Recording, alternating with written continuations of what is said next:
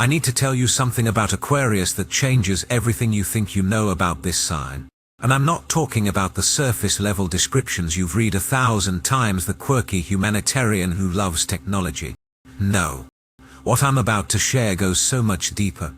It touches the very reason why Aquarians exist at all, and why their energy is becoming more critical to humanity's survival with each passing year. Right now, as I speak these words, we are living through the early stages of the Aquarian Age, a 160-year cycle that began around the year 2000 and will fundamentally reshape human consciousness. This isn't coincidence. This isn't metaphor. The Aquarian frequency is literally being amplified across the collective field, which means understanding this sign isn't just interesting, it's essential for anyone who wants to navigate what's coming. But here's what most people miss.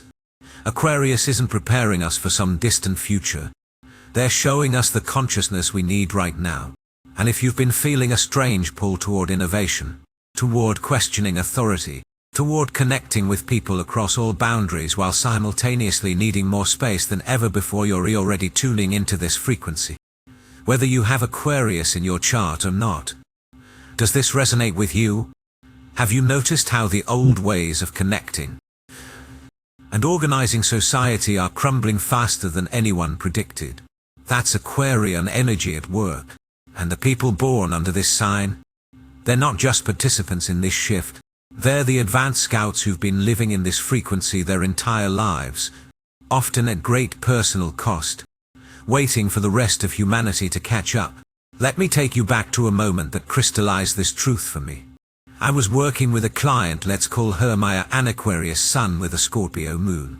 She came to me exhausted, depleted, carrying what I call soul exhaustion. She described feeling like an alien her entire life, like she could see connections and possibilities that were invisible to everyone around her. Her family called her cold. Her partners called her distant. Her colleagues called her impractical. But here's what was really happening. Maya was operating from a future-oriented consciousness in a world still clinging to past-based survival patterns. She wasn't broken. She was early. This is the Aquarian paradox. And it's the first thing you need to understand. Aquarians are simultaneously the most connected and the most detached sign in the Zodiac. Not because they lack feeling, that's the biggest misconception, but because they feel at a completely different frequency. While most people experience emotion as personal, immediate, and tied to individual relationships, Aquarians experience emotion as collective, systemic, and tied to patterns that affect entire groups of people. Think about it this way. If Cancer feels the pain of one child crying, Aquarius feels the pain of the system that makes children cry.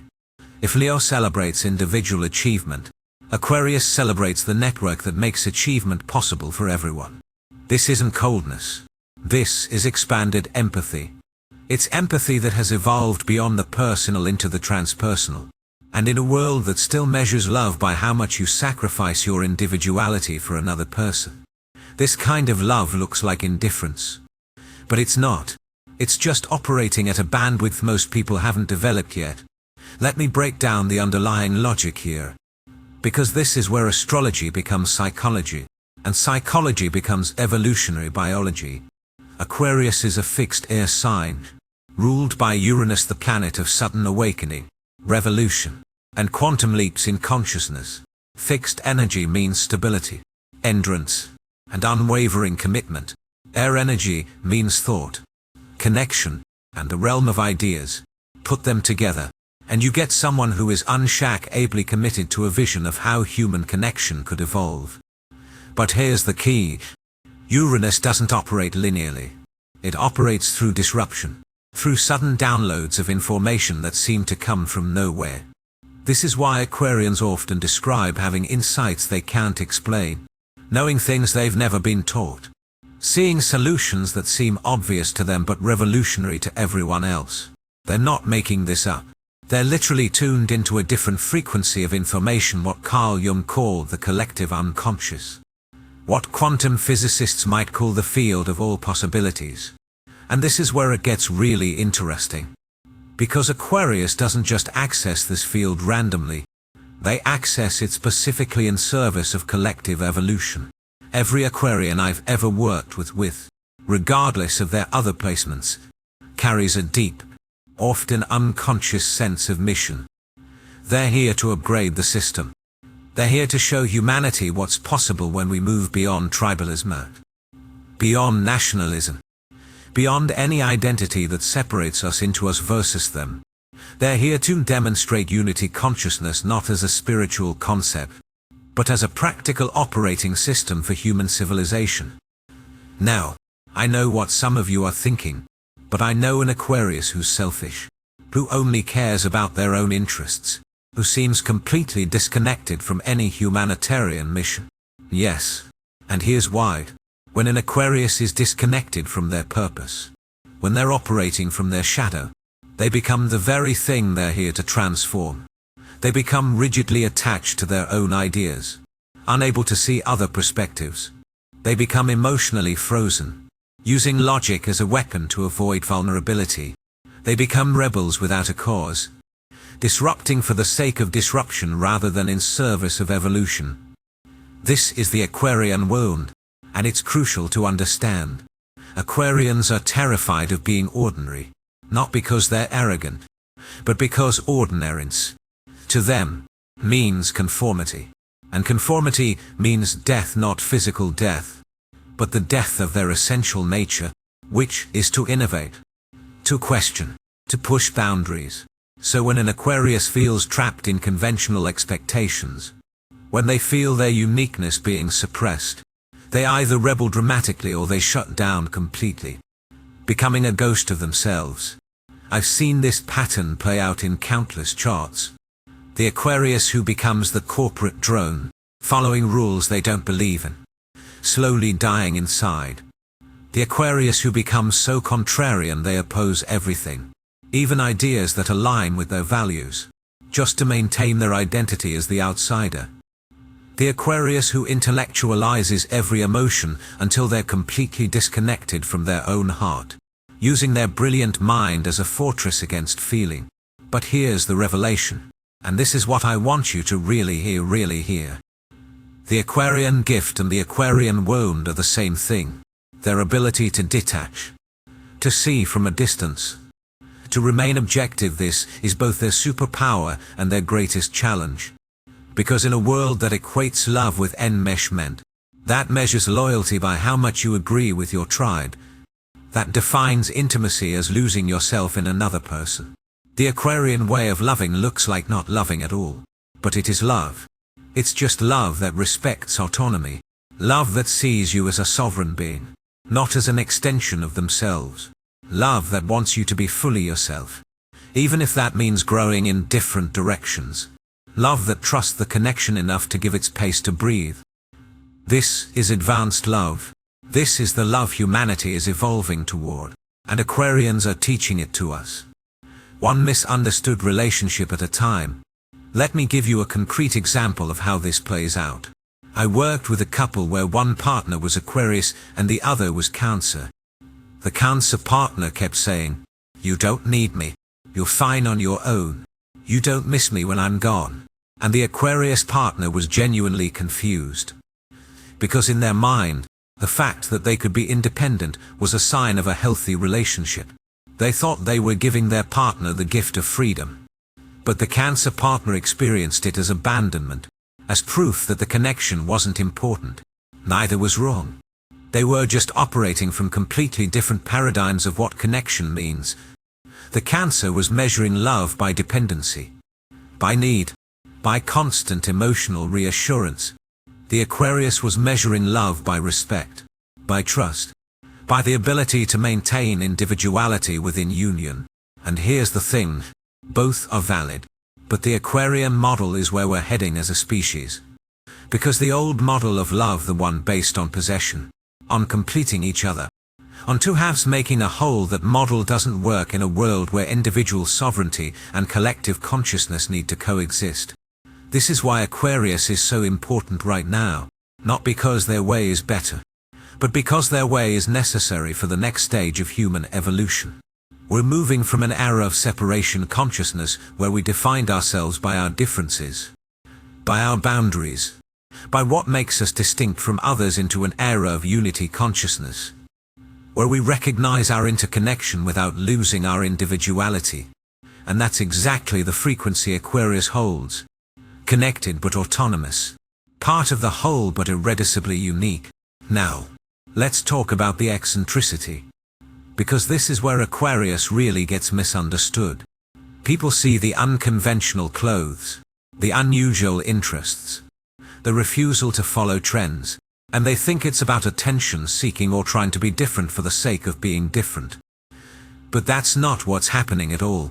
Aquarians aren't trying to be weird. They're trying to be authentic.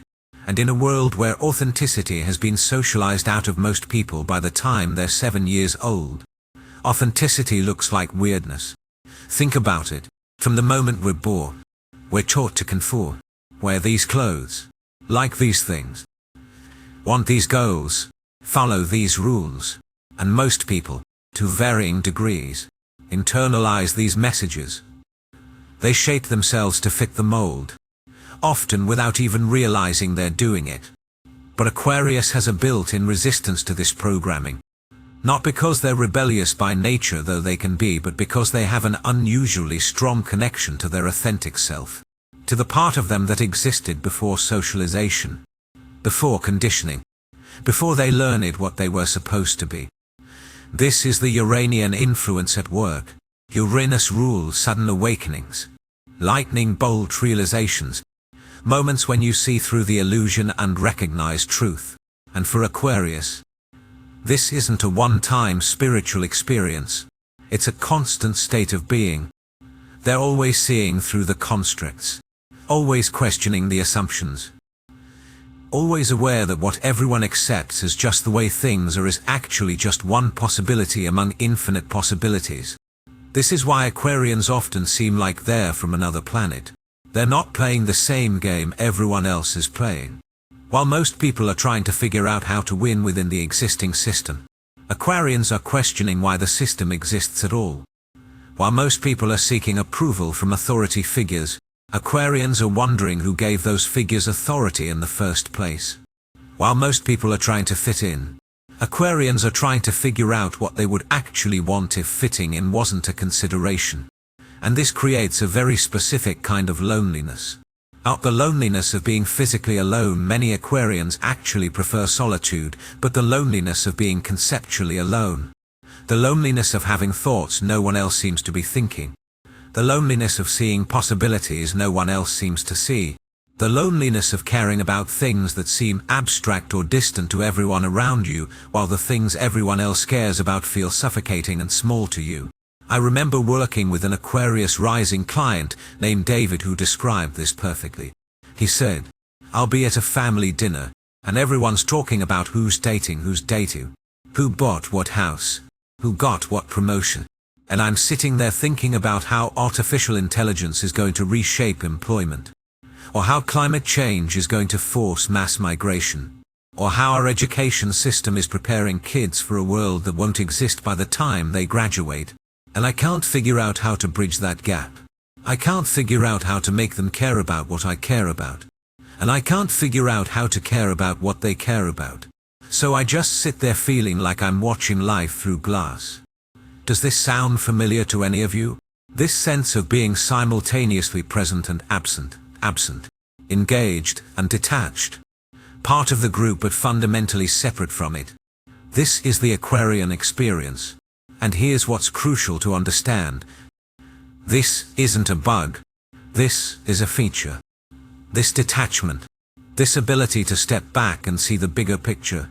This refusal to get lost in the drama of individual personalities and petty conflicts, this is exactly what allows Aquarians to innovate, to invent, to imagine new possibilities.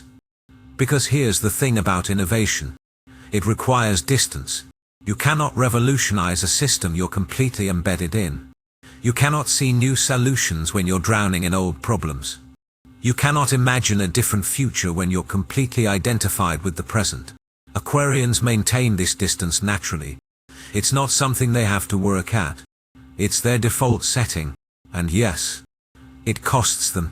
It costs them in relationships where partners feel unseen. It costs them in families where they're labeled as cold or uncaring. It costs them in workplaces where their ideas are too far ahead of what people are ready to hear. But it also gives them something irreplaceable: clarity, the ability to see patterns that others miss, the ability to connect dots across seemingly unrelated fields, the ability to hold paradoxes without needing to resolve them immediately.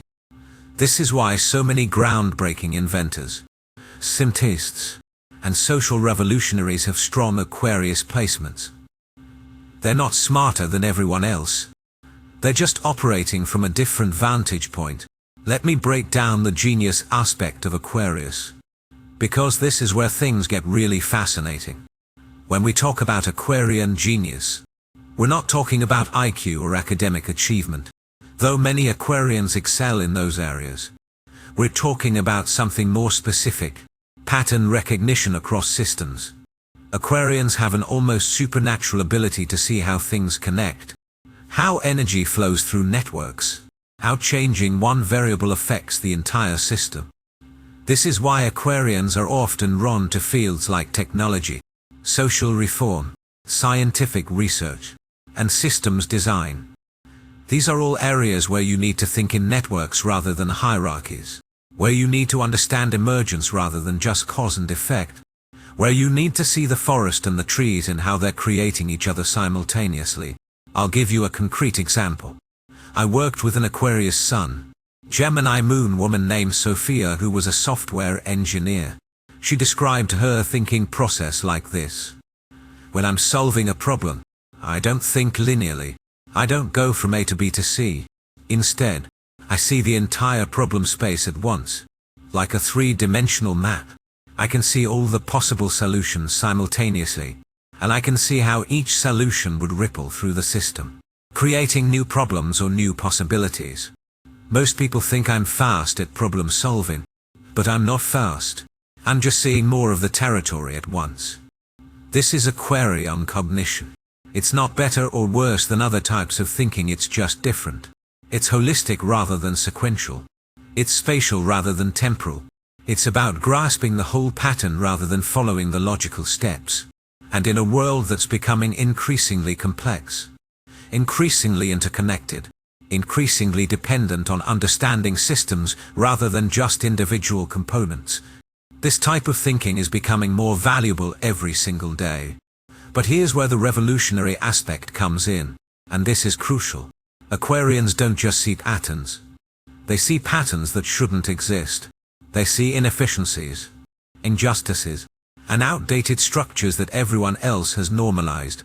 And once they see these things, they cannot unsee them. They cannot go back to accepting the status quo. This is what makes them revolutionaries. Not by choice, but by nature. Let me tell you about another client, an Aquarius Mars named James, who worked in corporate finance. He was good at his job, made excellent money, had all the external markers of success. But he was miserable, and when we dug into why, it wasn't because he hated the work itself. It was because he could see how the entire financial system was designed to extract wealth from the many and concentrate it in the hands of the few. He could see how every transaction, every investment strategy, every financial product was part of a larger pattern of inequality. And once he saw it, he couldn't participate in it anymore without feeling like he was betraying his own values. This is the Aquarian burden. They see the truth of systems, and that truth often reveals injustice, inefficiency, or unnecessary suffering. And they feel compelled to do something about it. Not because they're morally superior, though some Aquarians can fall into that trap, but because they literally cannot rest when they see a better way and no one is implementing it. This is why Aquarians are often activists, reformers, and disruptors. They're not trying to tear things down for the sake of destruction. They're trying to clear space for something better to emerge. They're trying to free humanity from outdated patterns that no longer serve us. They're trying to midwife the future into being. But here's what most people don't understand about Aquarian revolution. It's not emotional. It's not personal. It's not driven by anger or resentment, though those emotions might be present. It's driven by vision. It's driven by the recognition that things could be different, and the unwillingness to accept that they have to stay the same. This is a critical distinction, because it explains why Aquarians can seem so detached even when they're fighting for causes that affect millions of people. They're not fighting from a place of personal wounding, though they may have wounds. They're fighting from a place of architectural clarity.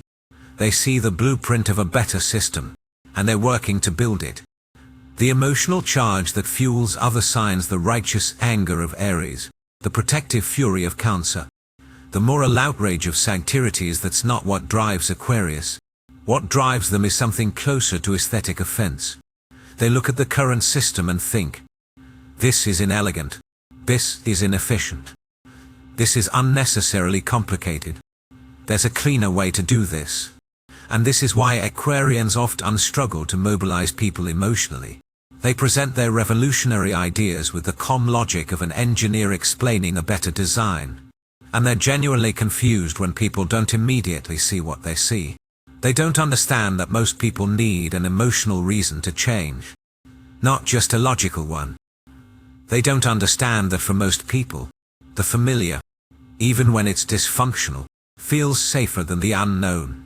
Even when the unknown is objectively better. I've watched this play out so many times. The Aquarius who has a brilliant solution to a workplace problem, but presents it so matter-of-factly that no one takes it seriously.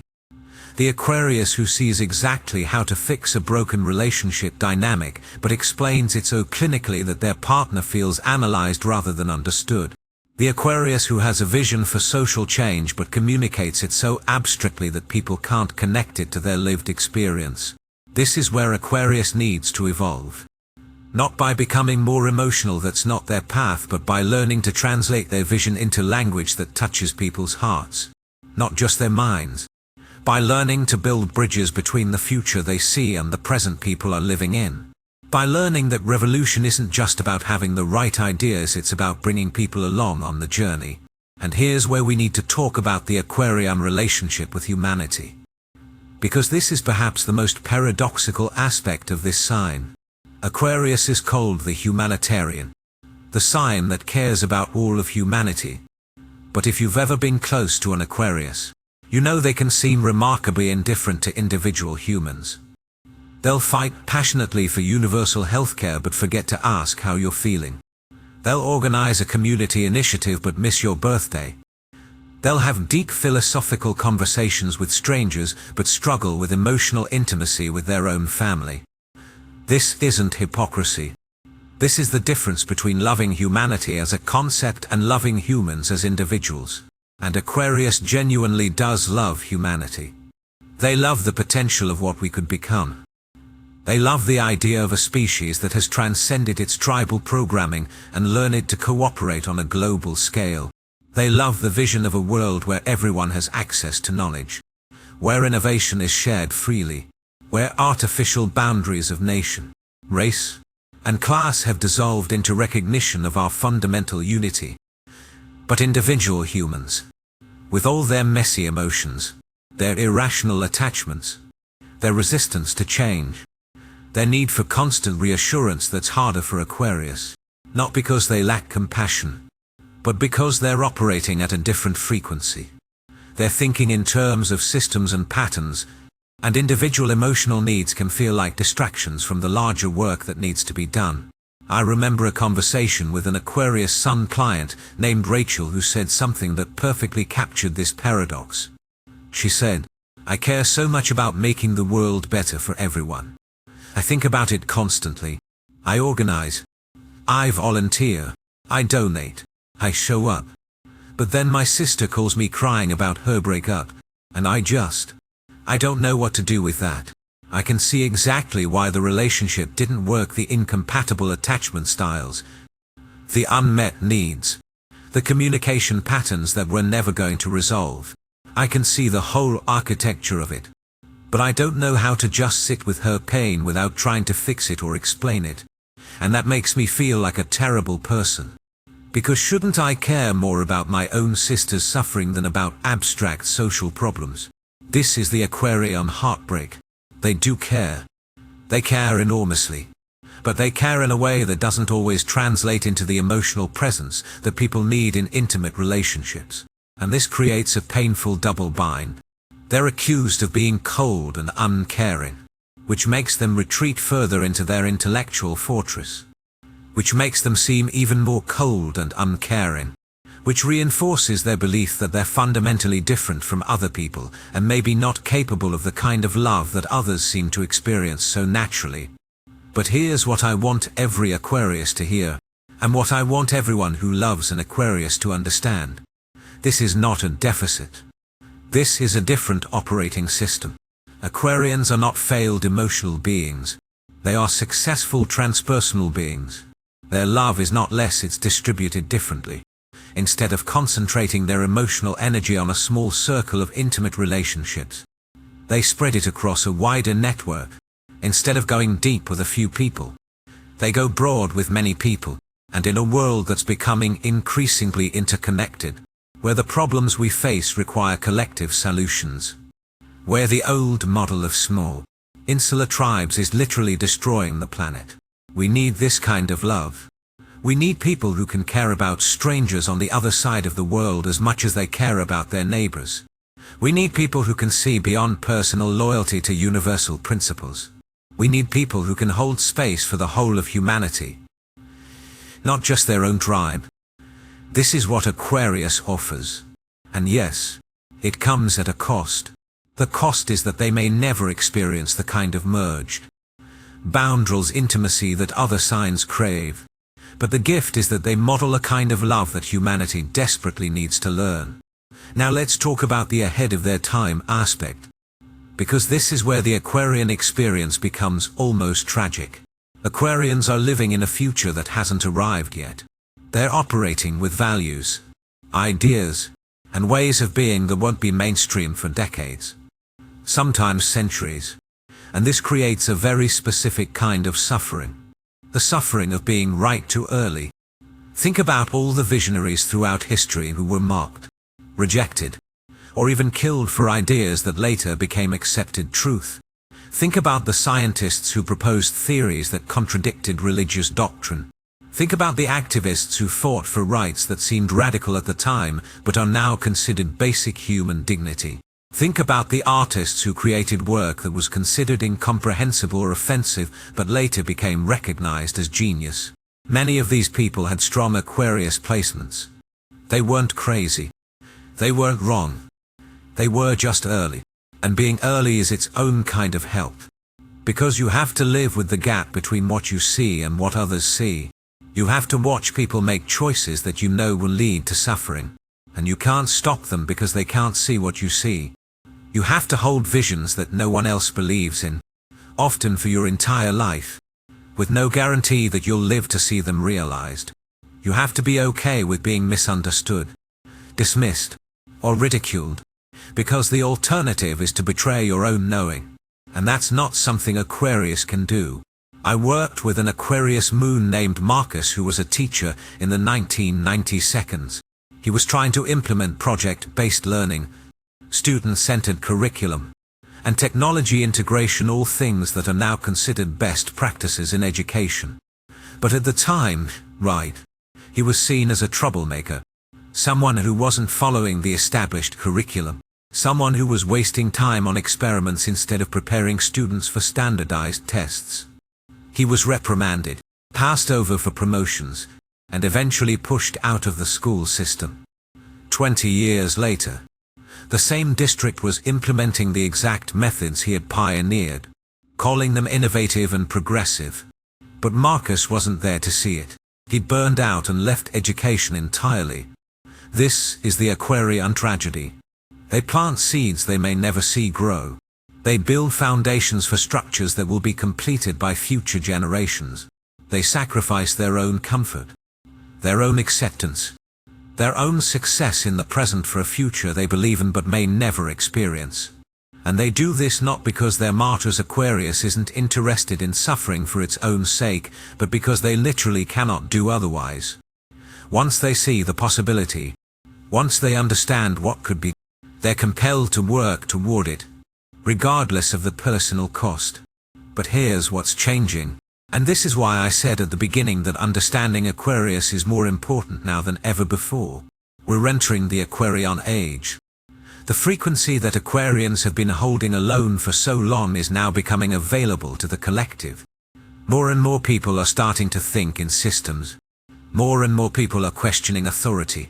More and more people are valuing authenticity over conformity, innovation over tradition, global connection over tribal loyalty.